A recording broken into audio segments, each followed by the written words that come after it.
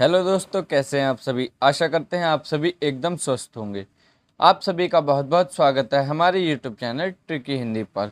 दोस्तों, आज की इस वीडियो में हम एक बार फिर से आप सभी के लिए यूपी पुलिस कांस्टेबल की हिंदी की प्रैक्टिस क्लास लेकर उपस्थित हैं। इस वीडियो में आपको जितने भी प्रश्न कराए जाएंगे वो आपके पेपर की दृष्टि से बहुत ज़्यादा महत्वपूर्ण होने वाले हैं। तो वीडियो को अंत तक वॉच करना। बिना किसी समय को गवाए अपनी इस वीडियो को शुरू करते हैं। पहले प्रश्न की बात करते हैं। पहला प्रश्न है, हिंदी का आदि कवि किसे माना जाता है। पहला ऑप्शन हमें दिया गया है जगन्नाथ दास को, दूसरा ऑप्शन सरहपा को, तीसरा ऑप्शन स्वयंभू को और चौथा ऑप्शन सदा सुख लाल को। तो हिंदी का आदि कवि माना जाता है सरहपा को। पहले ऑप्शन का सही उत्तर ऑप्शन नंबर बी हो जाएगा। हिंदी के आदि कवि कहलाते हैं सरहपा। बात करते हैं दूसरे प्रश्न की। हुंकार काव्य संग्रह के रचयिता कौन है।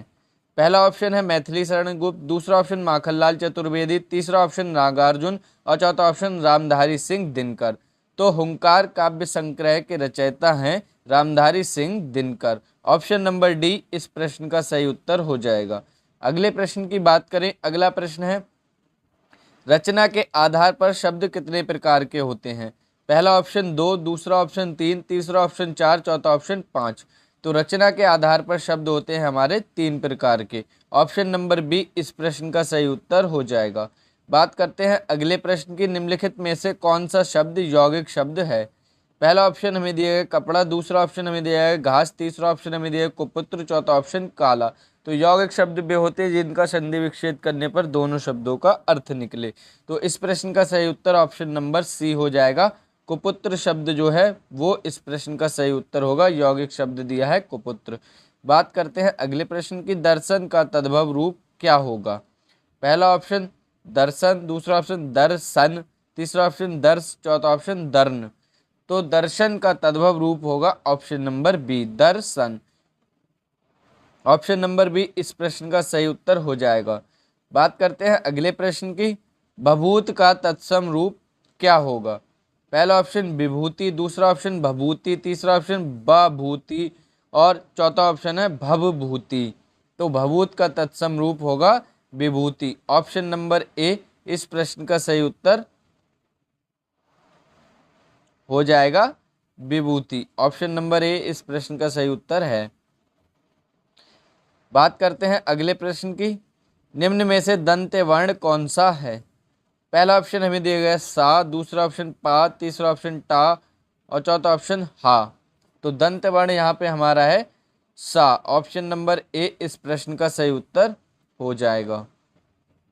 बात करते हैं अगले प्रश्न की। निम्न में से अनुनासिक वर्ण कौन सा है।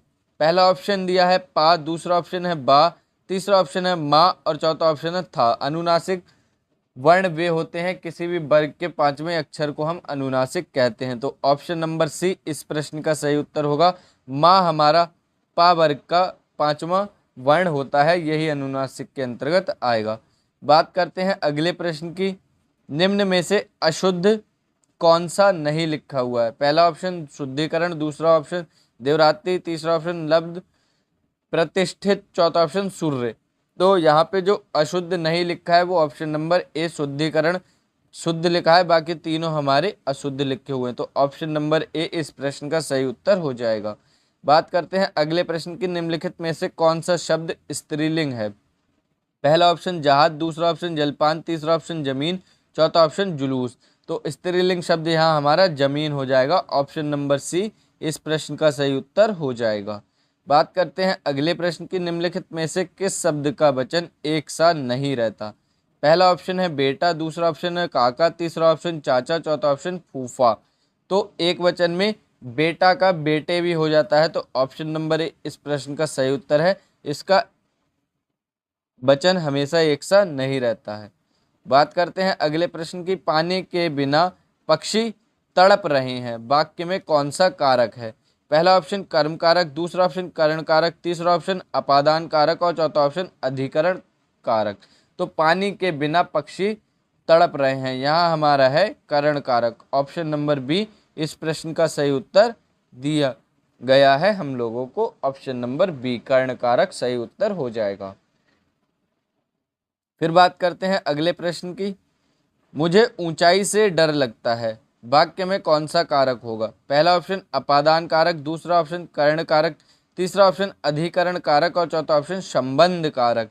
तो मुझे ऊंचाई से डर लगता है, यहाँ हमारा कारक है अपादान कारक। ऑप्शन नंबर ए इस प्रश्न का सही उत्तर हो जाएगा। बात कर लेते हैं अगले प्रश्न की। वह बहुत सुंदर इमारत है, वाक्य में कौन सा सर्वनाम है? पहला ऑप्शन पुरुषवाचक, दूसरा ऑप्शन अनिश्चयवाचक, तीसरा ऑप्शन निजवाचक सर्वनाम, चौथा ऑप्शन निश्चयवाचक सर्वनाम। तो वह शब्द हमेशा निश्चयवाचक सर्वनाम में यह वह प्रयुक्त होता है, वह दूर के लिए और यह पास के लिए प्रयुक्त होता है। तो ऑप्शन नंबर डी इस प्रश्न का सही उत्तर हो जाएगा, निश्चयवाचक सर्वनाम। बात कर लेते हैं अगले प्रश्न की। एक पाव घी शब्द में कौन सा विशेषण है? पहला ऑप्शन निश्चित परिमाणवाचक, दूसरा ऑप्शन निश्चित संख्यावाचक, तीसरा ऑप्शन अनिश्चित परिमाणवाचक और चौथा ऑप्शन गुणवाचक विशेषण। तो एक पाव घी यहाँ पे है हमारा निश्चित परिमाणवाचक विशेषण। ऑप्शन नंबर ए इस प्रश्न का सही उत्तर हो जाएगा। बात करते हैं अगले प्रश्न की। मेरी कमीज तुम्हारी कमीज से अधिक साफ सुथरी है, वाक्य में तुलनात्मक विशेषण का भेद है। पहला ऑप्शन उत्तरावस्था, दूसरा ऑप्शन मूलावस्था, तीसरा ऑप्शन उत्तम अवस्था और चौथा ऑप्शन इनमें से कोई नहीं। तो इस प्रश्न का सही उत्तर होगा ऑप्शन नंबर ए उत्तरा अवस्था। बात कर लेते हैं हम अगले प्रश्न की। रात को राम को पढ़ने जाना पड़ा, गलती से मैंने रात बोल दिया, उसके लिए सॉरी। राम को पढ़ने जाना पड़ा, वाक्य क्रिया का भेद है। पहला ऑप्शन प्रेरणार्थक क्रिया, दूसरा ऑप्शन संयुक्त क्रिया, तीसरा ऑप्शन पूर्वकालिक क्रिया और चौथा ऑप्शन अनुकरणात्मक क्रिया। राम को पढ़ने जाना पड़ा, ये हमारी क्रिया का भेद है संयुक्त क्रिया। ऑप्शन नंबर बी इस प्रश्न का सही उत्तर हो जाएगा। बात करते हैं अगले प्रश्न की। रोगी से उठा नहीं जाता, वाक्य में कौन सा वाच्य है? पहला ऑप्शन कर्मवाच्य, दूसरा ऑप्शन कर्तव्यवाच्य, तीसरा ऑप्शन भाववाच्य, चौथा ऑप्शन इनमें से कोई नहीं। तो रोगी से उठा नहीं जाता ये हमारा आता है भाववाच्य में। ऑप्शन नंबर सी इस प्रश्न का सही उत्तर हो जाएगा। बात करते हैं इसके बाद अगले प्रश्न की, जो कि हमें दिया गया है। निम्नलिखित में से संदिग्ध भूतकाल का वाक्य कौन सा है? पहला ऑप्शन रोहन ने गिटार बजाया है, दूसरा ऑप्शन है भारत की क्रिकेट टीम बल्लेबाजी कर रही थी, तीसरा ऑप्शन है स्कूल की छुट्टी हो चुकी होगी और चौथा ऑप्शन है स्वच्छता का ध्यान रखते तो बीमार ना पड़ते। तो संदिग्ध का यहाँ हमारा ऑप्शन नंबर सी सही उत्तर होगा, स्कूल की छुट्टी हो चुकी होगी। ये हमारा इस प्रश्न का सही उत्तर है। फिर बात करते हैं अगले प्रश्न की। समीर अपनी माँ के बिना नहीं रह पाएगा, वाक्य में कौन सा अवयव है? पहला ऑप्शन समुच्चय बोधक, दूसरा ऑप्शन क्रिया विशेषण, तीसरा ऑप्शन विस्मयादि बोधक, चौथा ऑप्शन है संबंध बोधक। तो हमें बताना है समीर अपनी माँ के बिना नहीं रह पाएगा, यह कौन सा अव्यय होगा? तो बात करते हैं इस प्रश्न के सही उत्तर की। ऑप्शन नंबर डी संबंध बोधक अव्यय होगा इस वाक्य में। इसके बाद अगले प्रश्न की बात करें। सूर्य पश्चिम में अस्त होता है, अर्थ के आधार पर वाक्य बताना है किस प्रकार का है? पहला ऑप्शन सरल वाक्य है, दूसरा ऑप्शन मिश्र वाक्य है, तीसरा ऑप्शन विधिवाचक है, चौथा ऑप्शन निषेधवाचक है। तो ये है हमारा विधिवाचक। ऑप्शन नंबर सी इस प्रश्न का सही उत्तर हो जाएगा। ये वाक्य हमारा अर्थ के आधार पर विधिवाचक हो जाएगा।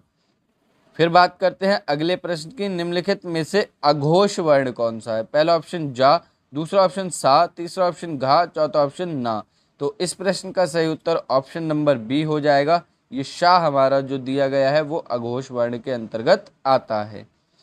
फिर बात करते हैं अगले प्रश्न की। द्वारिका शब्द में संज्ञा का भेद कौन सा है? पहला ऑप्शन जातिवाचक संज्ञा, दूसरा ऑप्शन भाववाचक संज्ञा, तीसरा ऑप्शन है द्रव्यवाचक संज्ञा और चौथा ऑप्शन है व्यक्तिवाचक संज्ञा। तो द्वारिका जो है वो किसी व्यक्ति विशेष, एक स्थान की, विशेष स्थान की बात कर रहा है। तो ऑप्शन नंबर डी इस प्रश्न का सही उत्तर होगा, व्यक्तिवाचक संज्ञा। ऑप्शन नंबर डी इस प्रश्न का सही उत्तर हो जाएगा। इसके बाद बात करते हैं अगले प्रश्न की। ब्रह्मपुत्र नदी में कौन सा लिंग है? पहला ऑप्शन स्त्रीलिंग, दूसरा ऑप्शन पुल्लिंग, तीसरा ऑप्शन उभयलिंगी, चौथा ऑप्शन इनमें से कोई नहीं। तो नदियां हमारी सभी स्त्रीलिंग के अंतर्गत आती हैं, किंतु जो ब्रह्मपुत्र है वो हमारी पुल्लिंग के अंतर्गत आती है। तो ऑप्शन नंबर बी इस प्रश्न का सही उत्तर हो जाएगा पुल्लिंग। ब्रह्मपुत्र नदी में हमारा पुल्लिंग हो जाएगा इस प्रश्न का सही उत्तर। ये हमारी अपवाद के अंतर्गत आती है। बात करते हैं हम अगले प्रश्न की। निम्न में से कौन सा जोड़ा अशुद्ध है? पहला ऑप्शन है सुधी और सुधीजन, दूसरा ऑप्शन है पिछड़ा और पिछड़ा वर्ग, तीसरा ऑप्शन है भक्त और भक्तजन, चौथा ऑप्शन है श्रोता और श्रोता लोग। तो हमें बताना है अशुद्ध कौन सा है। तो इस प्रश्न का सही उत्तर ऑप्शन नंबर डी हो जाएगा, श्रोता और श्रोता लोग, क्योंकि श्रोता लोग नहीं होता बल्कि श्रोता गण होता है। तो ऑप्शन नंबर डी इस प्रश्न का सही उत्तर हो जाएगा। बात करते हैं अगले प्रश्न की। सुरभि भाई के लिए मिष्ठान लाती है, वाक्य में कारक कौन सा होगा? पहला ऑप्शन कर्म कारक, दूसरा ऑप्शन संप्रदान कारक, तीसरा ऑप्शन संबंध कारक और चौथा ऑप्शन है अधिकरण कारक। तो सुरभि भाई के लिए मिष्ठान लाती है, यहाँ हमारा संप्रदान कारक हो जाएगा। सही उत्तर ऑप्शन नंबर बी। फिर बात करते हैं अगले प्रश्न की। अगला प्रश्न, निम्नलिखित में ईश्वर का विशेषण रूप कौन सा है? पहला ऑप्शन ऋषि, दूसरा ऑप्शन आत्मा, तीसरा ऑप्शन ईश्वरीय, चौथा ऑप्शन अनुवाद। तो ईश्वर का विशेषण रूप ईश्वरीय हो जाएगा। ऑप्शन नंबर सी इस प्रश्न का सही उत्तर होगा। बात करते हैं अगले प्रश्न की। हंस दूध और पानी को अलग कर देता है, वाक्य में अव्यय। पहला ऑप्शन दूध, दूसरा ऑप्शन पानी, तीसरा ऑप्शन को और चौथा ऑप्शन और।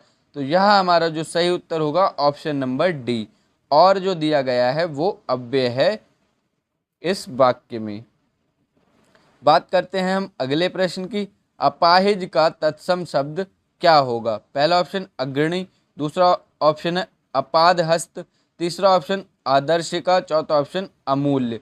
तो अपाहिज का तत्सम शब्द हमसे पूछा गया है, बहुत ही इंपॉर्टेंट प्रश्न है। तो इस प्रश्न का सही उत्तर होगा ऑप्शन नंबर बी अपाद हस्त। ये हमारा इस प्रश्न का सही उत्तर हो जाएगा। बात करते हैं हम अपने अगले प्रश्न की। निम्नलिखित में कई शब्द का पर्यायवाची नहीं होगा। पहला ऑप्शन है एकाधिक, दूसरा ऑप्शन विविध, तीसरा ऑप्शन नाना, चौथा ऑप्शन क्षेम। तो ये बहुत ही इंपॉर्टेंट प्रश्न है और आप लोग इसमें ज़रूर कंफ्यूज हो सकते हो। तो यहाँ पे हमारा जो सही उत्तर होगा वो होगा क्षेम। ऑप्शन नंबर डी इस प्रश्न का सही उत्तर हो जाएगा। बहुत सारे बच्चे यहाँ पर ऑप्शन नंबर सी लगा देंगे नाना, जो कि गलत हो जाएगा। नाना मतलब नाना कई का ही एक पर्यायवाची शब्द होता है। बोलते हैं नाना प्रकार के भोग बने, मतलब कि कई प्रकार के भोग बने। तो हमारा ऑप्शन नंबर डी इस प्रश्न का सही उत्तर होगा। बात करते हैं अगले प्रश्न की। अजिर और अचिर का सही अर्थ क्या होगा? पहला ऑप्शन है आंगन और कुछ ही पहले का, दूसरा ऑप्शन है भाग और कंधा, तीसरा ऑप्शन है कुछ ही पहले का और आंगन और चौथा ऑप्शन है अस्त्र और शस्त्र। तो इस प्रश्न का सही उत्तर ऑप्शन नंबर सी हो जाएगा। तो इस प्रश्न का सही उत्तर है ऑप्शन नंबर ए। वो मैंने कंफ्यूजन में आके सी बोल दिया क्योंकि मैंने देखा नहीं, पहले अजिर लिखा है जिसका अर्थ होता है आंगन और अचिर के अर्थ में आता है कुछ ही पहले का, यानी कि जो अजिर है, अजिर का अर्थ होता है आंगन और अचिर का अर्थ होता है कुछ पहले का। तो ऑप्शन नंबर ए इस प्रश्न का सही उत्तर है। और बहुत सारे बच्चे यही कंफ्यूज हो जाते हैं, वो देखेंगे कुछ ही पहले का, यानी कि पहले का है अचिर और आंगन, तो यहाँ पे उन्होंने उसको उलट पुलट करके लिखा है पहले और तीसरे ऑप्शन में, जिससे आपको कंफ्यूजन हो जाए। और मैंने भी देखा नहीं था और आपको सीधे सीधे बता दिया कि शब्द कौन सा किस क्रम में लगा है, ये शब्द भी हमको देखने हैं, उसी प्रकार से उसका उत्तर देना है। जैसे मैंने जब अजिर को देखा तो अजिर को मैंने अचिर में कन्वर्ट करके आपको बता दिया, इसीलिए मैंने गलत बोल दिया था। तो इस प्रश्न का सही उत्तर ऑप्शन नंबर ए हो जाएगा। तो ये थे आज के हमारी वीडियो के प्रैक्टिस सेट में आप सभी को दिए जाने वाले महत्वपूर्ण प्रश्न। आशा करते हैं कि आपको वीडियो पसंद आई होगी। वीडियो पसंद आई वीडियो को लाइक कर देना। वीडियो को लाइक करके अपने सभी दोस्तों में शेयर करना बिल्कुल भी मत भूलना। और वीडियो अगर थोड़ी सी भी पसंद आई है तो चैनल को सब्सक्राइब जरूर कर लेना, नोटिफिकेशन बेल को ऑल पर प्रेस कर देना। Thank you for watching this video. बहुत ही जल्द मिलेंगे अगली वीडियो में ऐसे ही महत्वपूर्ण प्रश्नों को लेकर। 4 बजे आप सभी को आपकी क्लास मिल जाती है। तब तक के लिए पढ़ते रहिए, स्वस्थ रहिए। जय हिंद दोस्तों, वंदे मातरम, धन्यवाद।